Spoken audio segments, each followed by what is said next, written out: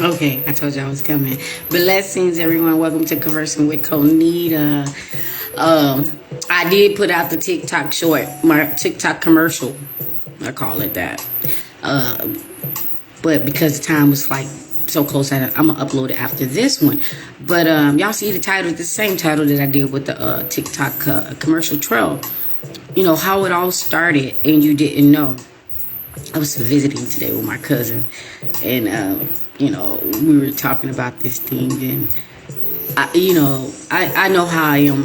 When I do stories, I'm telling stories, and I had him just cracking up laughing, just cracking, and I'm very animated too, and I had him cracking up laughing, and I'm just like, it reminded me of so many things. I was talking to my sister Queen today, and we talked a little bit about that, and she was like, that is something you should talk about. And I didn't ever think about it because we were talking about my target audience, and I told her I get a lot of young people.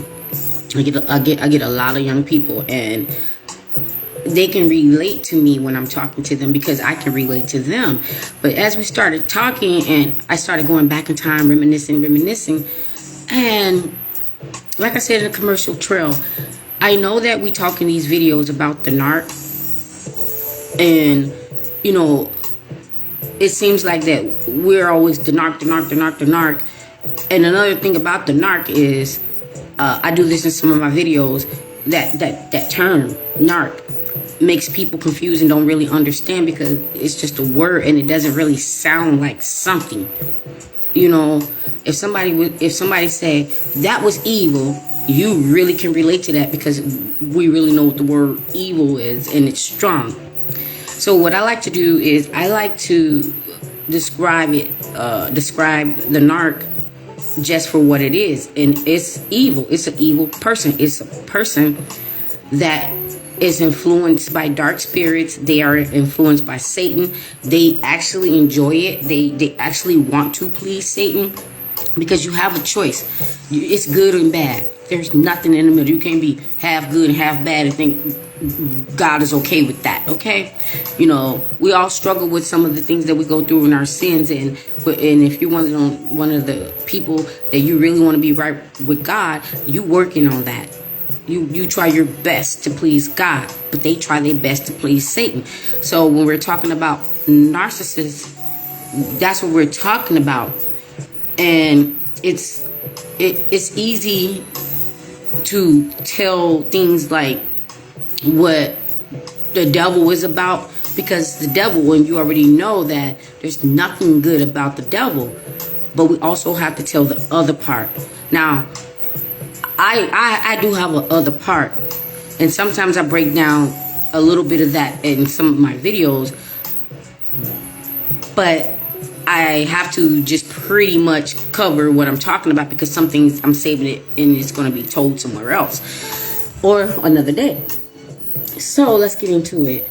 Because I want to get into this video that I clicked on. It was like a little short video before I got on, and that's why I was like, "Ooh, get it together, girl, get it together." I'm trying to get it together because it kind of relates to what I'm going to talk about tonight. But it was this baby mother, baby father drama, and she ended up calling the police to get him out, and police came and whatever. And this is a prime example of narc, okay? And so the cop is there, and he got his stuff all packed and whatever. Now, I'm not even paying attention to anything other than what the video is about, or him getting kicked out. But he decided that he wanted to come back with them dark eyes. They got them dark eyes. He decided to come back while the police is like in the middle to tell her, F her. And he literally said, F my son. I don't give a F about y'all. And when he said that, that's exactly what he meant. And I hope she took that. I hope she took that as the truth. And I hope she deal with it accordingly. Because when they don't get their way, they don't give a damn. They don't give a damn what they say and how they hurt you. They don't give a damn. So just imagine if we were like that. If we were like that we said all the things that we really, really wanted to say to the narc. It would be something like that. But when you are, you know, a child of God, you don't argue with no fool. You do not argue with a fool at all. And at the end of the day, she had to the last laugh because he got mad, probably had nowhere to go, and he had all his stuff packed in a Publix bag.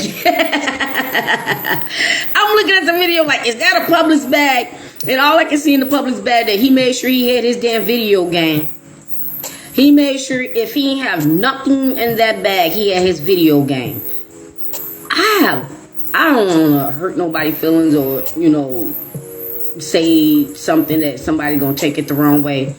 But I have an issue with video games and grown ass men. It's okay to, you know, play some games, board games, maybe even a video game, you know, just now and then for fun.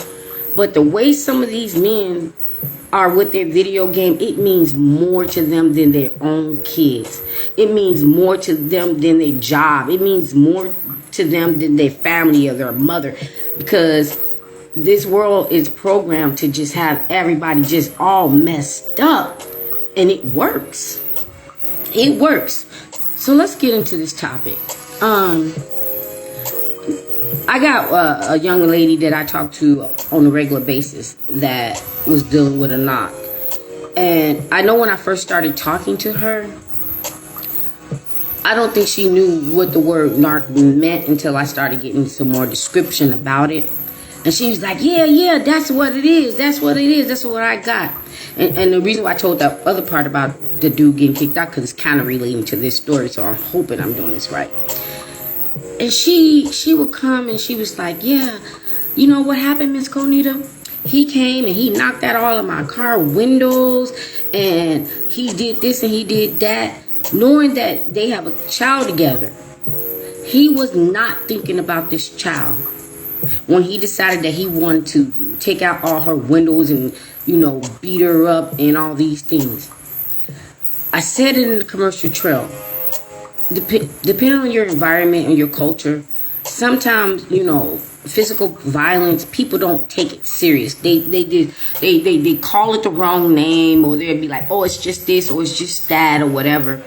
And nobody tends to really discuss that issue or to make knowledge about what you're dealing with, because nobody should be putting their hands on you. So when I was talking to my sister, I started talking about physical violence in high school. And this was like even when I was in high school, it was so many girls that was dating guys in high school that actually beat them up. We in high school, what are we, 14, 15, 16, 17? Where did they get that at? How could you get that at such an early age? And, you know, you get those girls that think that if he don't put their hands on you, that he don't love you, because what the narc would do to program them, they would make them think that beating them up because they jealous is love. Or he must really love me because he was jealous and he thought I did this, so he beat me up. Where we do that at? What happened to I love you? If I love you, you know, if you love them or they love you, them words. But you have these guys that I'm literally talking. Let me try to skip this commercial. I'm literally talking about high school. I don't think I can go as far as grammar school because nothing like that happened. But I'm talking about as early as high school. How some of us were programmed to be with a narcissist. I don't know if some of these girls' parents knew what was going on, or if they even told anyone. I had a friend in high school that her baby daddy beat her up in front of me when I was just visiting. And I was in shock. And I'm looking like, what the hell is this? Where I just didn't want to be around. I didn't want to see it. I didn't understand it. And I know she didn't understand it. Because I think I remember, I think she just asked a question. But I knew that he was, you know, going to go out and hang out, some party or something like that. And I remember that they had an apartment And when you were in high school and somebody had an apartment, you're thinking, damn, that's really cool. So I'm all excited to hang out with my BFFs because I know that we be having fun in high school. So I'm like, I'm gonna go there, and she can cook. We actually both was learning how to cook like in the last 2 years of high school. So we would eat good food. And I'm like, okay, I'm gonna go over here and hang out with my friend. But when I saw that, it just made me go into the shock moment where I didn't want to have nothing to do with that, and I wanted to be gone. But I didn't know what it was. I did not know what it was.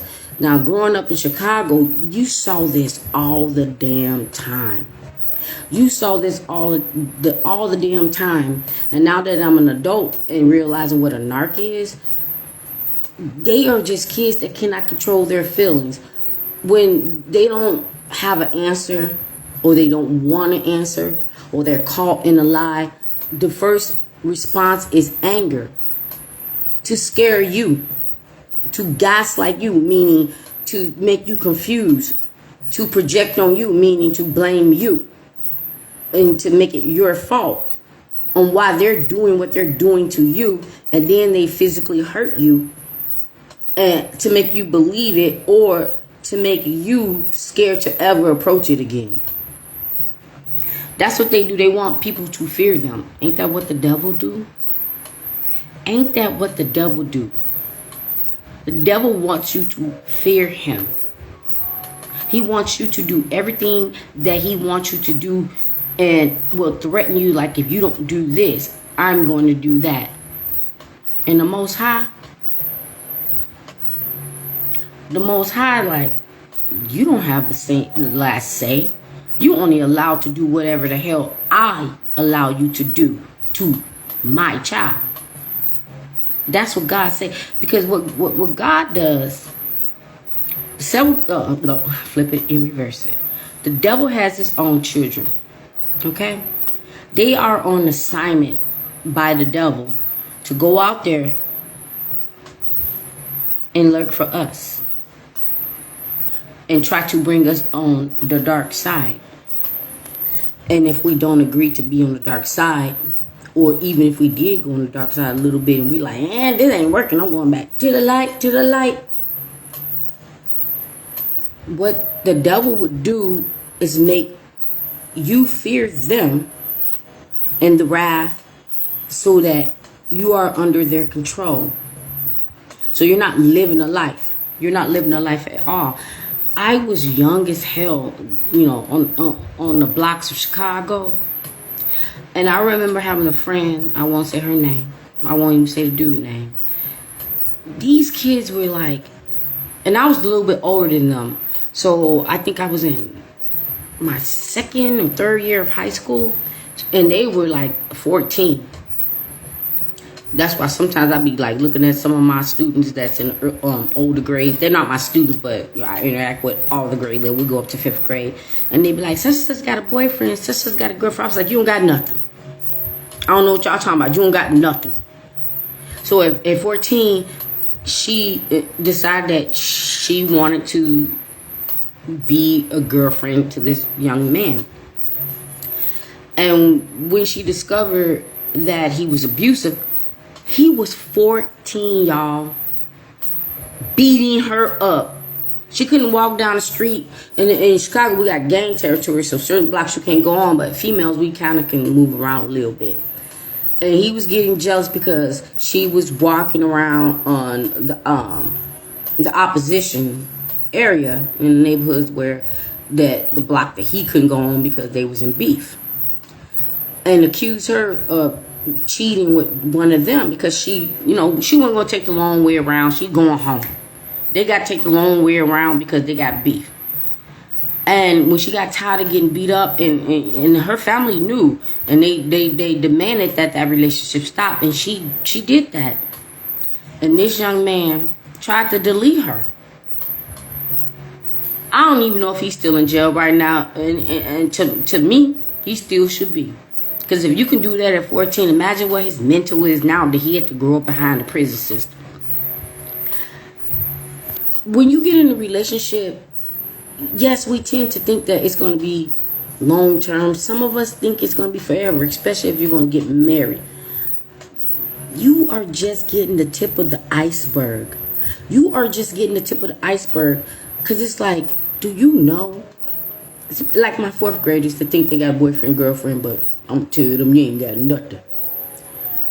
They gonna have multiple boyfriends and girlfriends. They're with this person feeling some type of way right now, but they don't even know that's gonna be somebody that just came and gone. Okay?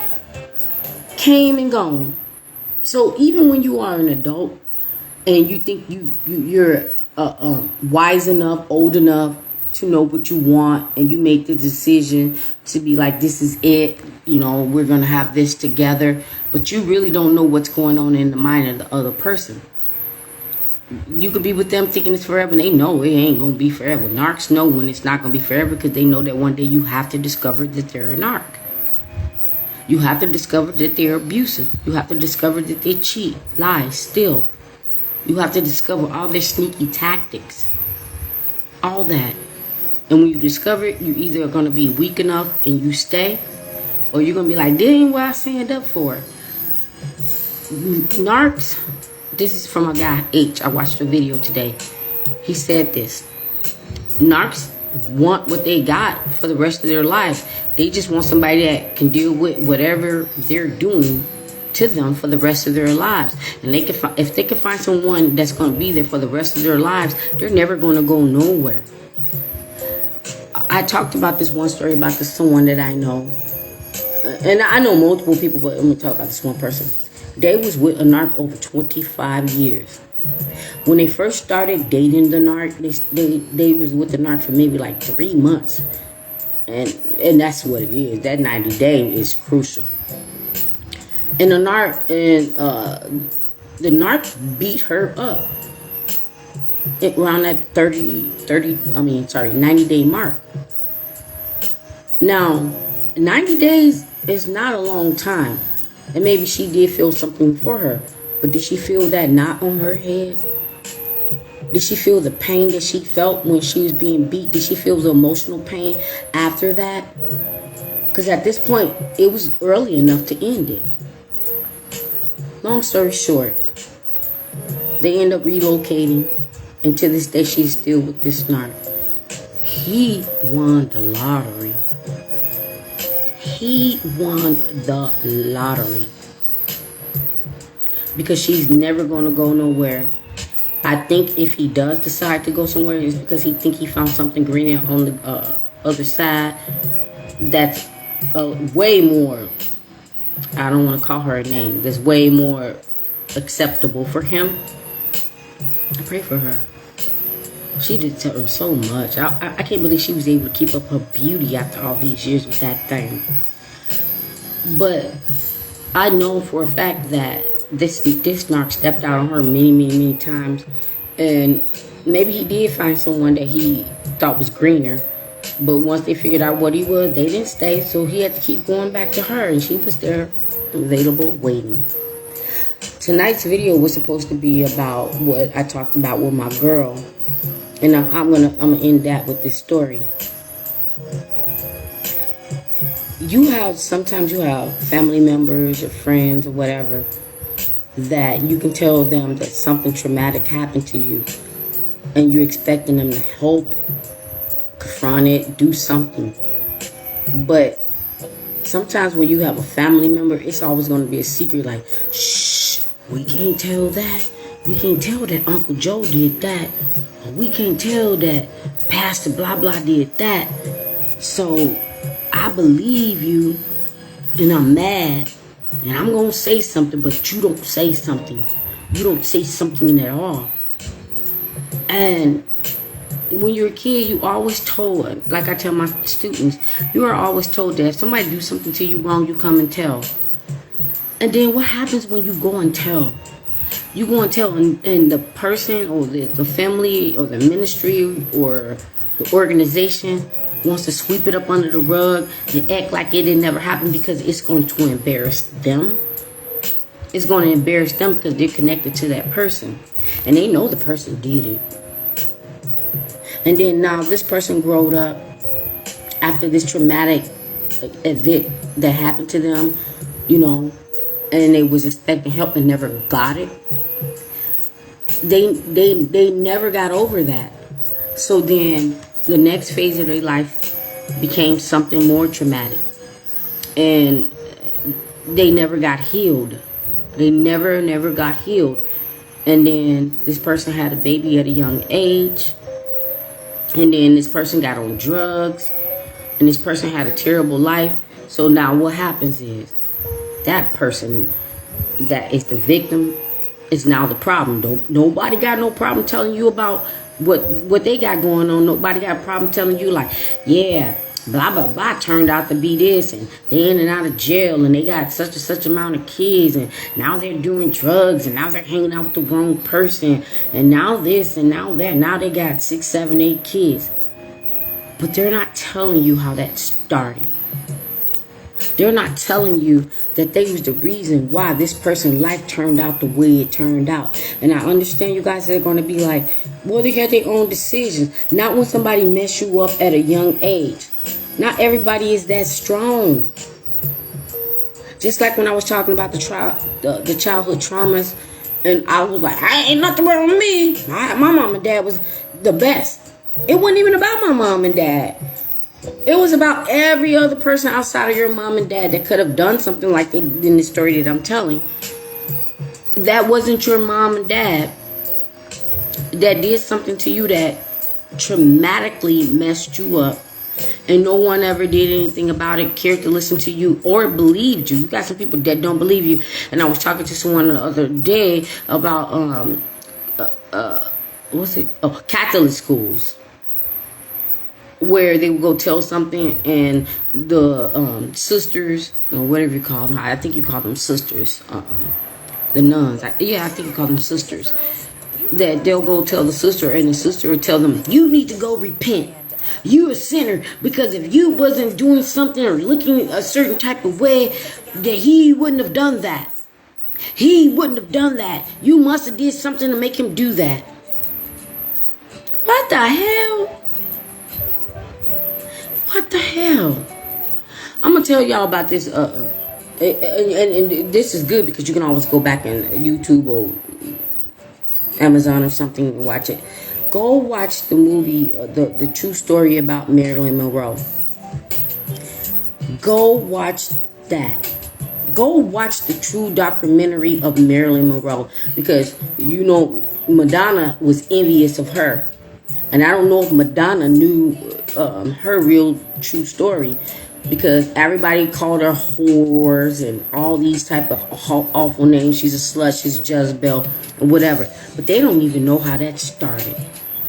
They don't even know how that started. They don't even know, because I'm going to tell you a little bit, but I ain't going to, tell it all, that somebody did something to her that caused her to be the way she was. At first, this person was abusing her, forcing it.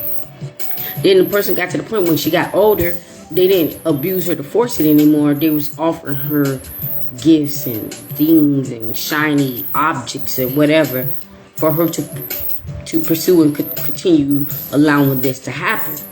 So then she developed this thing where, all I have to do is, and then I can get what I want.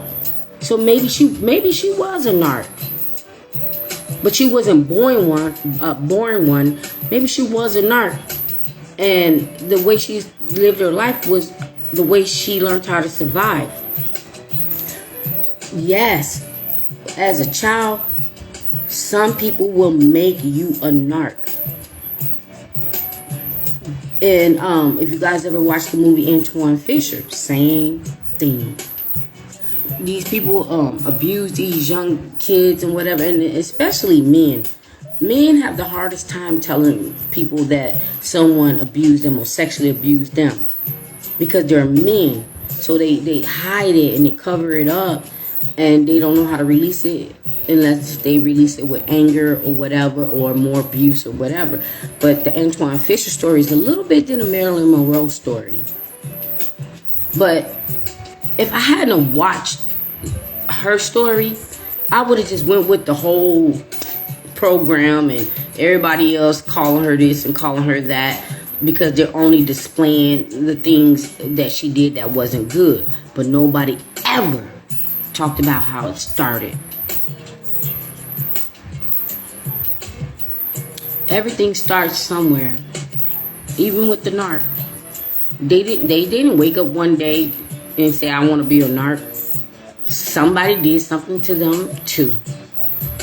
Somebody abused them mentally, spiritually, sexually, financially, emotionally. Somebody abused them too.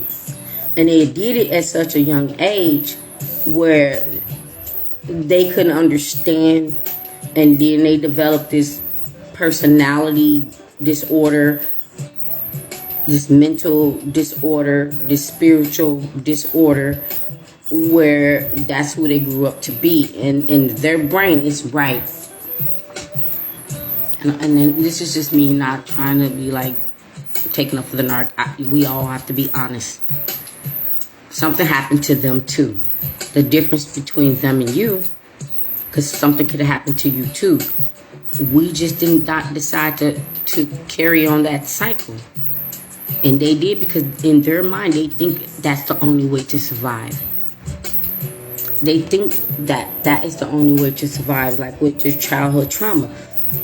If you were a child and someone was doing something to you, and they would be like, it's a consequence if you don't comply, you might grow up like, okay, I'm not going to wait till it get to it's a consequence. I'm just going to comply.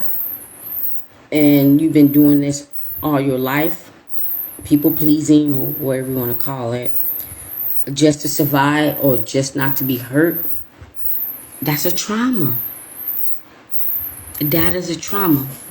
And I'm glad I thought about, the Holy Spirit just put that on my heart to mention Antoine Fisher and Marilyn Monroe. Sorry, hers is way more deeper than Antoine Fisher to me. But I picked Antoine Fisher because it was a male.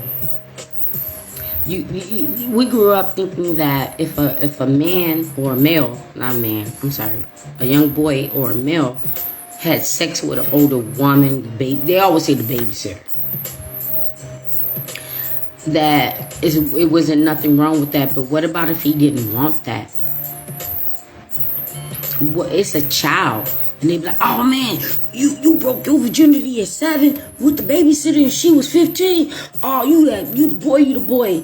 And now they're too embarrassed to tell them that I didn't like that. I didn't like that. I just wanted to play with my toys. But society would plant these things in your brain to make you think it was normal, it was okay. But if a 7-year-old girl would have said that her babysitter, that could have been a male, did that to her, then everybody would look at it a different way. Why wouldn't you look at it the same way as if it was a boy? And that's why I think a lot of men are narcissists and more messed up, because people try to shame them about how they felt because they are male. And us females, sometimes we got to pay it on the bed. Like, oh, because it's a girl. Because it's a girl. I said this before. When I talk about narcissism, I'm not just talking about one person or the last thing I've been with or whatever. I have been digging deep in my spirit and my soul. And I have had them my whole entire life. So sometimes when I'm telling a story, I know y'all narcs are watching, and y'all like automatically think I'm talking about you. You weren't there forever, ever. Maybe what I said did remind you of you. But you probably didn't even do that to me. I was talking about another person, and now you decided like, she's talking about me. Because that guilt. That guilt is something. And that's why they always going to hate you. And that's why I decided that when I decided to talk about these videos with narcs, I was going to tell the truth, and I was going to dig deep and go way back from the beginning of time before I can even talk if I remembered it. I wish I have known about this narc thing when I was raising my kids. Because you don't want your kids to ever experience a narc. You really, really, really don't. You try to protect them by any means necessary. But I would tell you one thing. They're still here. If you still got your kids, it don't matter how old they are, you can still explain this narc thing to protect them by any means necessary. And so forth and so forth. Your grandkids, great-grandkids, or whatever. You can protect them. And you can get them prepared for that and teach them how to look out for those red flags, okay? I know that I didn't cover this one, sis, the way we talked about it. But I covered it mildly. Because what we talked about was deep. And it made me like, damn, I have another trauma. Because how in the hell do somebody in high school learn how to be physically abusive? Just how? I just know that when somebody cannot control their feelings, it's just like when you were kids, you had that roast competition. Your mama so fat that your mama so dumb that and then one person might win and everybody's laughing. Now that other person knew that it was a friendly competition. They want to fight because they're in their feelings, because that's the only way they know how to react. That's the only way they know how to react. And I'm glad that I had my talk with my sister today, hey baby, that when we talk about narcs, we have to point the fingers at ourselves as well, because we played a part in it. And then we also have to go and find out why we played a part in it. Because I'm telling y'all right now, you couldn't have told me nothing.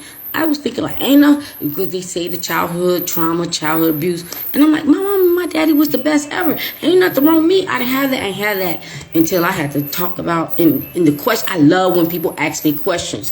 Because when you ask me questions, I'm telling you the stories and I'm telling you the truth. And it'll bring up, and I'll be like, damn, that messed me up too. Damn, that messed me up too. Damn, that messed me up too.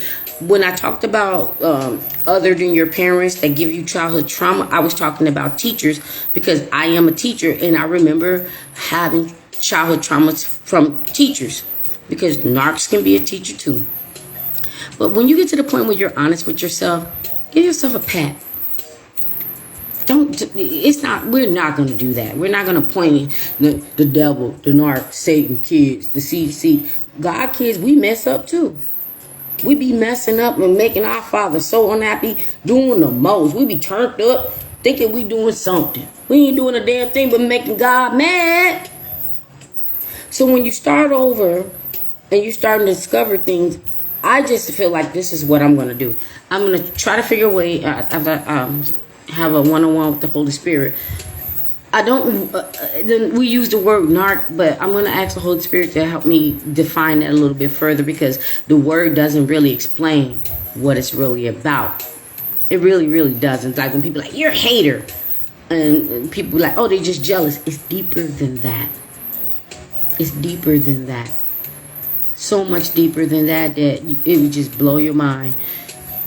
I know I started off in the beginning, and y'all probably was like, where's she going with this? I'm here. The one thing that I can't talk about, but I can mention as much as I know, because you go through this healing phase, and I love the way that me and my sister was talking about. It's not a timeline with it. Some people can be with a narc and be over it in a day or two, especially if they're 3 or 4. Y'all know me, I can't get out of this with an LOL. Especially if it's 3 or 4, because they be like, the best way to get over a man is to get under one. Get under one. You just gonna be under another knob. But when you really are honest with yourself and you're walking your spiritual journey or whatever you're going through to heal yourself or whatever, you're never going to be 100% there. But you will get to the point where you're content. Okay?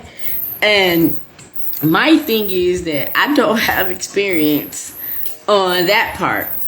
I really, really, really don't. I can't, don't get me wrong, because I had to go through certain areas of my life and meeting other people where I'm like, is you?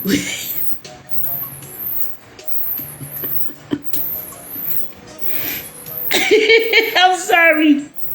I am so sorry. I'm trying. Like, I had to get to my part where I'm just like, I can't even say it, y'all. Let me say it another way. You just cannot always think that everybody that you encounter or want to get to know you or want to get close to you is a narc. You can't do that because that's what the narc want you to do. Okay? I'm trying. Ooh, let me try to get a smile on my face because I'm saying. You just can't do that because that is really what they want, you know? And it's cool because you're still going through your healing journey and whatever, but it's like a funeral. Can't nobody tell you how to grieve. I remember when my father died, you know, some family members was in the background, you know, talking, making jokes and reminiscing, and one of the family members cussed them out and said, how could y'all laugh at a time like this? And I told that person, you cannot tell somebody how to grieve. You cannot tell somebody how to grieve because a smile can be grieving. Some people don't know how to grieve and they hide it with a smile. And sometimes they're just grieving with the smile and they actually are reminiscing on good times. But it's the same thing when you get out of a relationship with a narc. Can't nobody tell you how to grieve or deal with it or cope with it. They can help you. They can come to you and be like, you're not healed because you're still saying this, you're still saying that, or doing this, doing that. How the hell you can do that if you're a content creator and you're talking about this subject? How the hell can you say that? To me, that's just them comparing themselves how far they came, or so they think, with you. No, we're never on the same level. Just like the narcs, they're never on the same level. You may have some narcs that after y'all relationship, okay, I feel like I'm about to protect the narc, but I'm gonna say it anyway.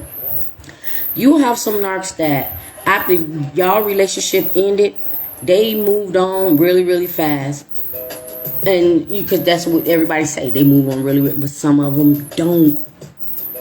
Some of them don't, depending on who you were to them. Some of them don't. And it's not for you to go sitting in the corner clapping like, yeah, you suffering too. That's not your job. That's not your job, and you shouldn't wish or want that. Because if you go back to the beginning of the video, they had some trauma. Somebody messed them up too. But unfortunately, they was not able to get out of it. I am so glad that I had my conversation with my sisters today because y'all weren't about to get this video. Here come my empathy. Here come my empathy, and that's why I said on other video, you can forgive, but you don't have to forget, nor do you have to tell them that you forgive them. Because how in the hell you gonna ask God to forgive you if you can't forgive them, even if they still carrying on? It's ways to handle that, even if they still carrying on. It is what it is. They ought to just be thankful for what they got when they was with you that actually maybe possibly a little bit chancy, I don't even know, made them happy. This is not an attack. I don't know. Glad I talked to her because in some type of way she checked me. And she didn't even say it that way, but I'm going to say it. She checked me. That's why y'all seeing a different side on me today with this video. And I'm still going to be Conita. I'm still going to do my videos, but I'm just going to probably be a little bit more sensitive. See? And I can't wait I get this person is waiting for me to tell this story. That they got to wait till tomorrow to find out the outcome. And when I tell them what happened, they're going to be like, but they don't know about my situation with dealing with narcs. And they probably won't understand what happened. Oh, one more thing before I go. This person was asking me about when I got out of the relationship with, like I said, it wasn't, there you go. Hi, my queen. I'm going to have an amazing night. And I hope you go back and watch this video because I told you. I be listening. I take good advice. I mean, even if it was advice that I didn't want to hear, I take it. Because I am a child of God. and I can own up to my rights and my wrongs. But I covered it tonight. It wasn't word for word, but I covered it tonight. And I actually was like giving the narcs a little bit of leeway tonight. Not going in them calling them backwards flying ass roaches. Cows with cowboy boots on and lace front.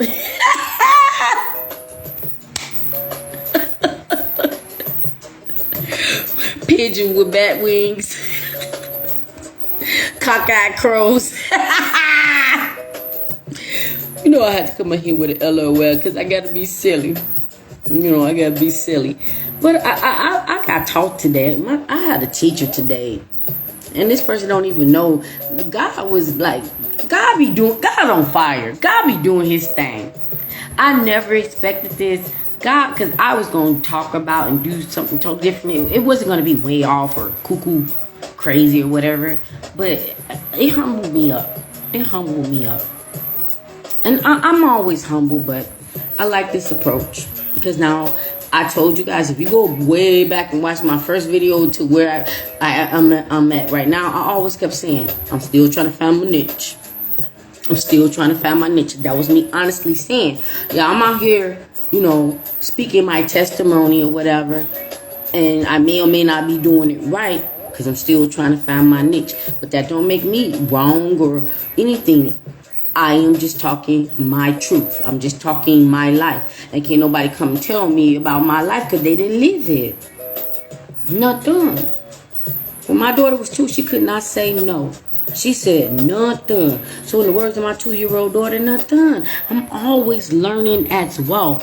How the hell can I be a school teacher trying to teach something, and if I'm not still learning? These second and third graders teach me something sometimes. Sometimes they be like, Miss Coney, this is a... And I be like, baby, you just taught me because I didn't even know what that was. Especially today's teaching.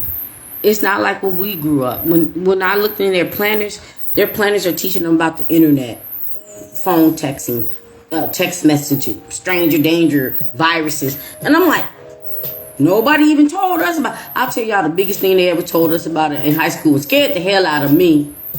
Scared the hell out of me. They taught us one thing, HIV. That's what they told us. So with that one thing they taught us, I'm going to teach y'all one thing. If you stay with a narc, you better keep that in your mind. Because they be cheating. Not all of them cheat. Someone can't cheat because they know nobody want them. But they can still pay for it. So don't get it twisted. That's the only thing I learned about in high school was HIV. And I knew it was something that you did not want. Okay? And thank God I have 2 healthy kids. And God didn't put that in my pathway when I was doing too much. Doing too much. Trusting. But I'm learning a lot more about myself each and every day. I tell y'all, by the time Christmas come here, I got a doozy for y'all because I'm going to been grown even further than I am where I'm at now, right now. Where I'm at right now, I'm been way grown further. So I'm looking forward to next week, and I'm looking forward to, doing this show. And I don't know what's going to happen. I don't know what's going to happen, or what people want to know. But like I said, my target audience is younger people. I can really have conversations with younger people. So maybe that's going to be part of me switching up my approach, because I feel like younger people will listen, and people that's my age or older, they feel like they don't need nobody to teach them ish. Thank you. I love them hearts. I do. And I'm hearting you back. Older people are hard to teach them new tricks because they think they know every damn thing. And that's probably why I get younger people, because I can relate to them. And as an older person, I'm supposed to be wiser than them, but hell no. I just told y'all my second graders taught me some things I didn't even know. So never think you're smarter or better than anyone, because you never know who might be that one that dropped that gem in your brain to help you become a better person. I'm hot, y'all. It's hot today, and I got my onesie on. I wish I could see the whole outfit because it's really, really cute. Gained a couple of pounds, so I filled in the backside a little bit. But I think that's all I really wanted to say. I really want to say, I gave y'all the example, and it was a more depth story about that, but I think it's not appropriate right now. It's not appropriate right now. But I will repeat this one thing. If you are somebody that has someone in your family, they come to you and tell you about something someone did, whether a family member or a close friend or something, and it's serious, do not brush that, I almost cuss, ish under the rug. Do not make them keep that a secret. Do not victimize them and make them feel like they did something wrong. And I think that's what happened to the person that I was talking about earlier. Like when this thing happened to her at 12 years old, everybody tried to blame her. They even were saying, she must be fast. That's a grown-ass man that did something to a damn child. And it was her fault and she must be fast. We grew up listening to people say, you're fast, you're fast. And they are quick, especially in our culture. They're quick to be like, you fast. Oh, if it's a guy, you're mannish, you're mannish. And if that was true, where we get it from?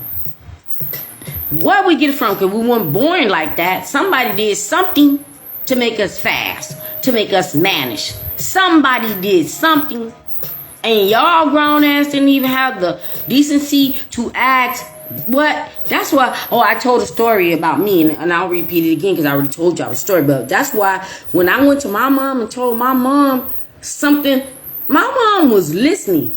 So I'll repeat the story real quick. Hey, baby. When I was in 4th grade.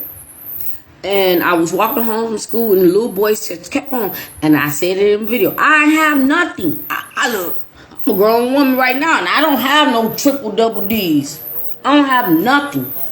And I didn't have nothing in 4th grade. But they kept grabbing and pulling me and pushing me down and touching inappropriate places.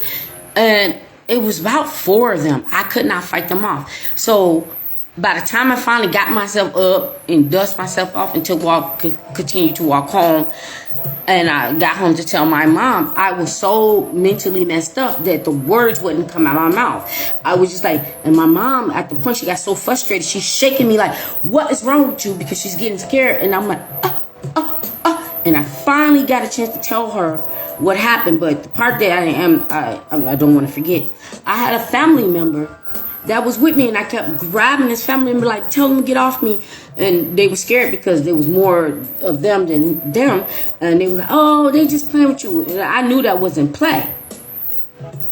I knew that wasn't play, which goes back to the childhood trauma. And I had boundaries because I was pushing them off, fighting the best I can, and I was saying, no, stop, I don't want it. But that can traumatize you. That can traumatize you. And until I watched that video with my girl talking about childhood trauma, I thought I was okay. And I am okay. It just reminded me of those things. And hopefully my story can help someone else. 4th grade. I teach 2nd and 3rd grade. And I did the 4th and 5th graders in my school. I could not imagine any of them doing that to any of the girls. So what happened to those 4 boys that they thought that was okay to push me down in the bushes, grab and touch and do what they were doing? What made them think that was okay? Because I guarantee you, they're adults now. And 4 out of 4, they probably all 4 messed up. And maybe one, I take that back. 3 out of 4, maybe 1 found God. Because where did they get that from? Ooh, this was something. It's okay, though. This one was difficult. It was very difficult. But I bet you I made the narc think. I bet you I made the narc think. Because if I was able to come over here and share my testimony from childhood trauma and the stories that I told, I know it made them think. But the difference is between them and us, it's cool. I got God. I got God. God wanted me to remember these things. And I never done these things to no one. But God wanted me to remember these things because he's like, yes, I do need you to remember your childhood trauma and why you was with the narc. But I also need you to take your blame on why you was with the narc. And you're not going to blame your childhood traumas on why you was with the narc. But now you're building your mental and your understanding to continue doing what you're doing right now. Because when I started doing this, it was just me picking up my phone or a camera and talking. Until God was like, this is what I want you to do, but you got to do it right. So it doesn't really matter. I don't really care. Some people think that my channel or my content don't help. If somebody else's does. It's not meant to help or reach everybody. Only that those that get whatever they get from what I'm saying. Just like when I was watching other channels and other creators, content creators, I got what I got from them. And it's more than one. More than one. And they're all different. They all different. I think I'm a little bit of each of one of them. Because I don't mind the humor. I definitely want to put spirituality into it. I definitely want to put knowledge and make my point and teach someone or help someone. I definitely want to be understood. I definitely, I want the questions and the feedback and the advice. Thank you. That means so much to me. Thank you. You are proud of me. That means so much to me because, like I said, when someone's telling me something and I know they're just doing it from the kindness of their heart, I take that with the fullness. I'm not going to be like, yeah, they just mad. Oh, they just want to. That's not. I take the good, the bad, and the ugly. And if I was able to deal with a narc, what makes you think that I can't take the good, the bad, the ugly? Unless it's a narc trying to be funny. I'm cool. I'm very humble. I am very humble. And for those that really know me, they probably shocked like, she not really like that. She's really always turned up and she's an extrovert. And I still am. I am. But I'm at this point in my life, because as we get older, things are what it is. But I'm at this point of my life, I take the good, the bad, and the ugly. But I don't want it to be a part of me. The only part of me that I want people to see is the best part of me. The good part of me. I'm not an angry person. I'm not perfect, but I don't want people to go out there to see the angry part of me or the happy part of me. Even when I have a bad day, I'll try to find some way to cheer up. Because every day, I know it can't be a good day, but I try to make it a good day, even when it's not a good day. Because I don't want to dwell into that. I don't want to be angry. I don't want to be mad. I don't want to be upset. I'm never jealous. I'm never, that part right there is so easy for me. Because I can look at somebody that got it going on or may even won the lottery. I would literally, honestly be like, congratulations, God bless you. I won't be sitting up that mad because it wasn't me. I know somebody that won thousands of dollars on a scratch ticket. And I had nothing but joy for that person. I was like, you know what? You got that because God said you deserve it and you must do what you have to do with it. I didn't get it because God said it wasn't for me. So I'm going to get mad at this person because they decided to go where they went and bought that ticket. It wasn't my money. Can't be jealous of what people got. Sometimes people be jealous of stuff you don't got. Okay? But I think I'm going to end this one. And I thank you guys for being here and with the patience of listening to what I had to say. I know I started off with silly or whatever, but that he did. She kicked him out and he left with a Publix bag. I don't know where y'all from, but for Chicago, that's like a Jewel or Osco bag. Minnesota, that's like a Cubs or Whole Foods, whatever bag, and mostly Whole Foods. Everybody got Whole Food, but he had the nerve to cuss her out and damn her and his own son. Leaving with everything he owned in a damn Publix bag. And the only thing I saw in the Publix bag was his video game. I hope that he can make himself a video game. That's his reality. Because the life he about to live, your son gonna see that video one day. And he gonna see what you said to his mother about him. Nasty. You do. Oh, thank you.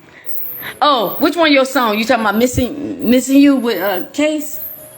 I do the instrumentals because I don't want to get strikes or whatever when I'm posting on the other platforms. But I'm gonna sing you a song, and I hope you tell me you like it. I'm gonna sing you a song. But with that being said, God bless you. Good night, and I thank you for staying up, cause I know.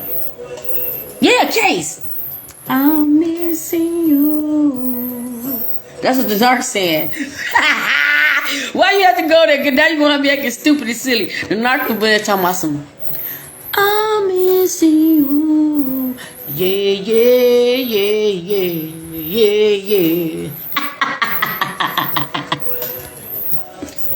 Narc's missing you.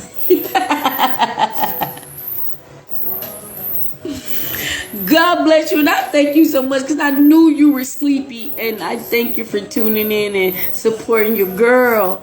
Thank you so much. I told you I can't do nothing without being silly at least once. They missing you.